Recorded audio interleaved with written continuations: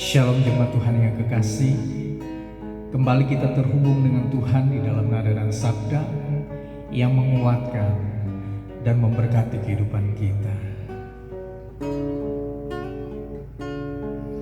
Dengan darah-Mu Kau tebus dosaku, dengan nyawa-Mu Kau tukar hidupku. Kini aku sepenuhnya milik-Mu, akulah anak-Mu.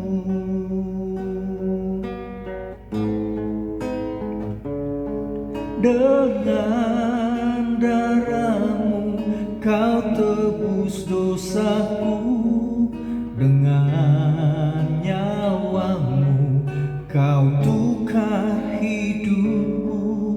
Kini aku sepenuhnya milik-Mu, akulah anak-Mu.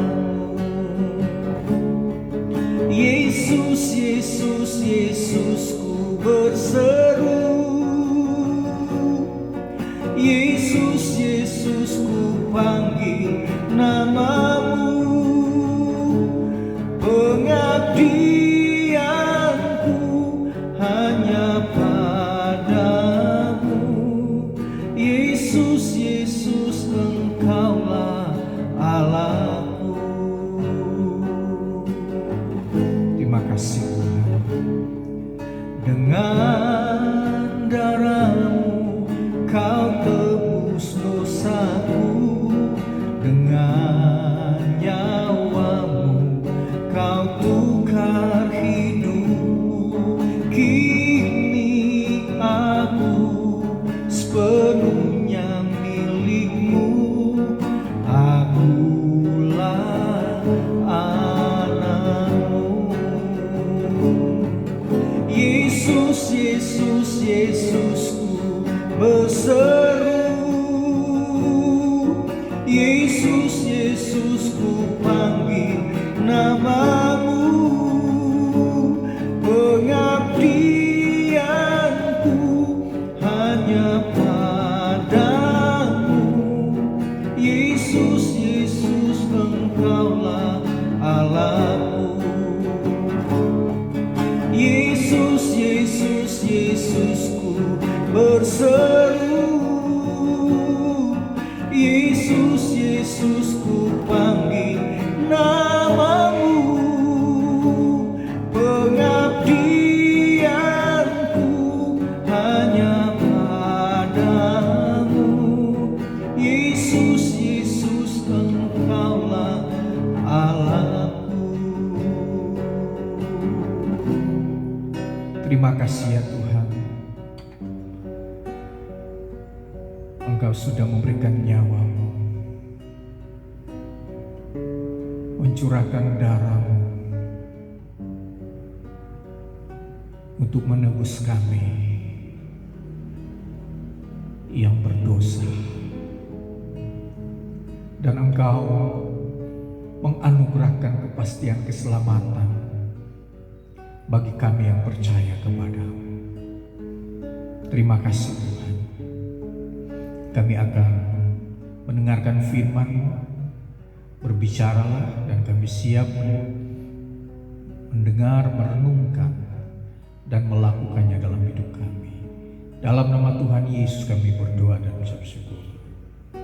Amin. Saudara, renungan sabda hari ini berkaitan dengan berita Paskah atau hari kebangkitan Yesus Kristus. Ada banyak orang yang tidak percaya pada kebenaran tentang Yesus yang mati dan bangkit. Mereka berkata bahwa yang mati tersalib bukan Yesus, tetapi orang yang diserupakan dengan Yesus, sementara Yesus diangkat oleh Allah. Tentunya hal ini bertentangan dengan kebenaran firman Tuhan. Apa yang dikatakan oleh Alkitab tentang Yesus yang mati dan kemudian pada hari yang ketiga dia bangkit? Saya ingin berkata bahwa Yesus adalah manusia 100% dan Allah 100%. Ketika Yesus mati tersalib, bahwa dia mati dalam kapasitasnya dia sebagai manusia.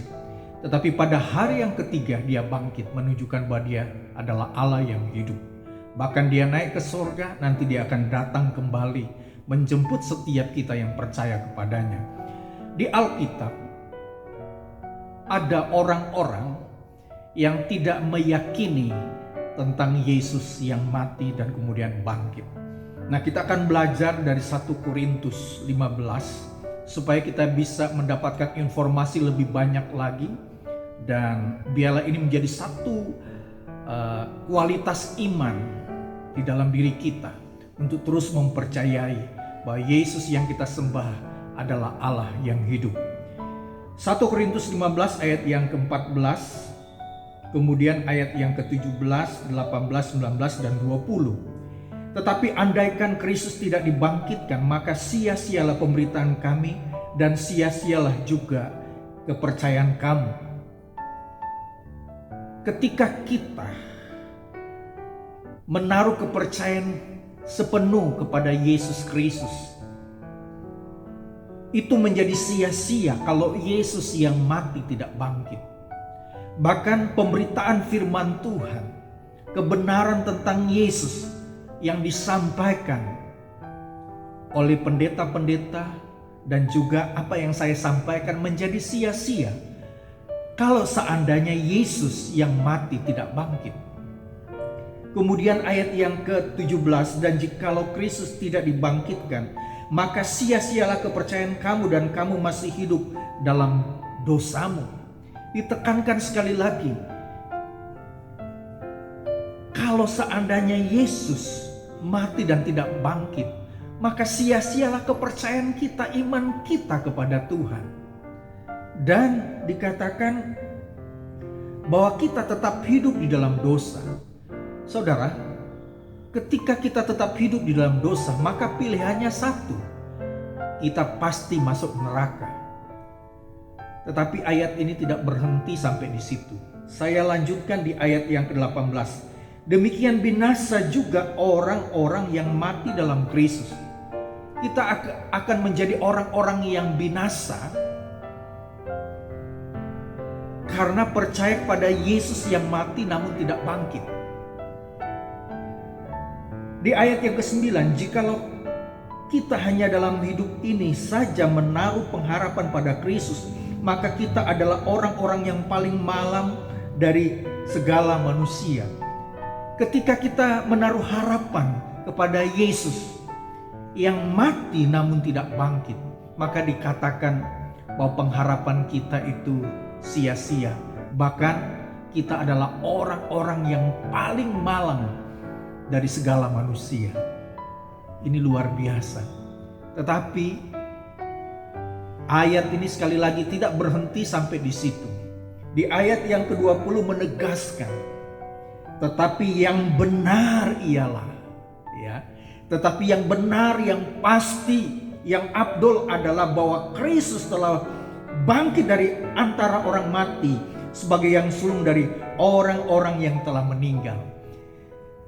Jadi ini membuat kita yakin 100%, di mana iman kita tidak sia-sia, pengharapan kita tidak sia-sia, pemberitaan firman Tuhan tidak sia-sia. Karena Yesus yang mati adalah Allah yang hidup. Dia bangkit dari kematian. Dan mari kita pegang teguh prinsip iman ini sebagai dasar yang kuat di dalam kehidupan kita yang percaya kepadanya. Yesus yang mati adalah Allah yang hidup. Biarlah kita terus mempercayai Dia dan terus menaruh pengharapan, kepercayaan sepenuh kepada Tuhan Yesus Kristus. Karena Dia yang mati adalah Allah yang hidup. Dan saya ingin berkata bahwa kita sudah memperoleh kepastian keselamatan di dalam Kristus Yesus. Ketika kita menerima Yesus sebagai Tuhan dan satu-satunya juru selamat dalam hidup kita, saya katakan lagi bahwa kita memiliki kepastian keselamatan di dalam Kristus. Mari kita berdoa. Terima kasih Tuhan buat kebenaran firman Tuhan. Biarlah ini semakin membuat iman kami teguh dan tidak tergoyahkan dengan apapun itu Tuhan. Orang lain yang tidak percaya boleh berkata, Yesus itu bukan Allah. Yesus yang mati adalah orang yang diserupakan dengan Yesus.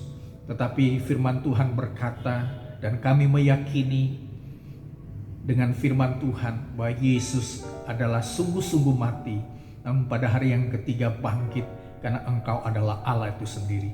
Terima kasih ya Tuhan, kami bersyukur buat kebenaran-Mu. Dalam nama Tuhan Yesus kami berdoa dan ucap syukur. Amin. Puji nama Tuhan, Shalom. Tuhan Yesus memberkati kita sekalian.